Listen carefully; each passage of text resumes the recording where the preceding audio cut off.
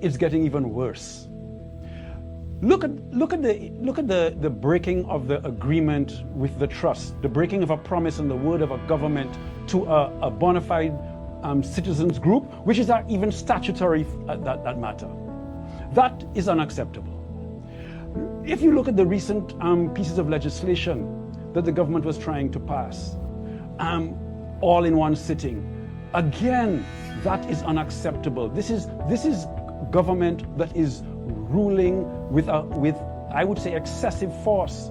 We need democracy where people can debate. We need to have general citizens able to look at policies, debate on policies themselves, influence policies, and for that matter, influence legislation.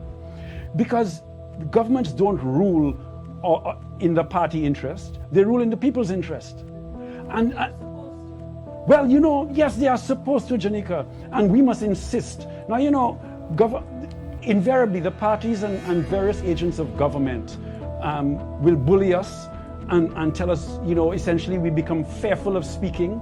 There's no real freedom of speech because you're worried that they might hurt us, they might hurt our families, they might hurt our businesses, and that is true, they can, but that is not democratic, that is not good governance. And I think the time has come, as St. Lucians, that we put our foot down. The extension of the state of emergency that people have objected to. Why can't we object? And why can't we be heard? And why can't we be given, shall we say, a good listening ear? And let us have a debate on the issues so that the right thing can be done by the people of this country. You know, I just, and in the end of the paper, I point out that our ancestors, people, I'm a mixed race St. Lucian. But I can tell you, I have ancestors on both sides, white and black. And our ancestors that were in chattel slavery suffered and fought to overturn that oppressive system. And then we came to colonialism, which was really our new Jim Crow. And the British subjugated us with a system that called a Westminster system that they eventually gave us in our constitution. They continued the subjugation, even though their faces and colors of their skins may have changed. The concept remained what I call internal neo-colonialism. You know, so I stand with the spirits of Sir John Compton and Sir George Charles and those that have gone before, because we cannot tolerate that kind of system in our country. We need democracy.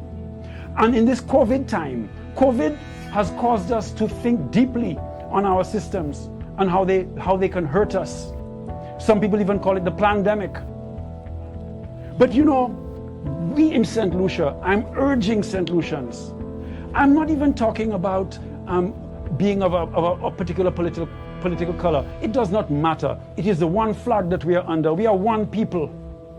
We need to know and assure that we have a democratic country, that we have control of our destiny, like Sir John Compton said so beautifully when he was arguing for independence. We need the ability to take charge and control our destiny.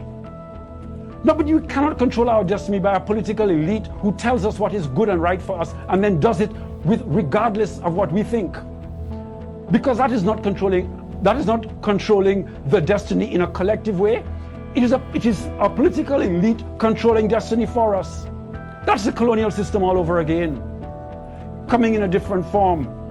I cannot abide by that. I'll be a traitor to the ancestors. I'll be a traitor to Sir John Compton and Sir George Charles if I agreed with that.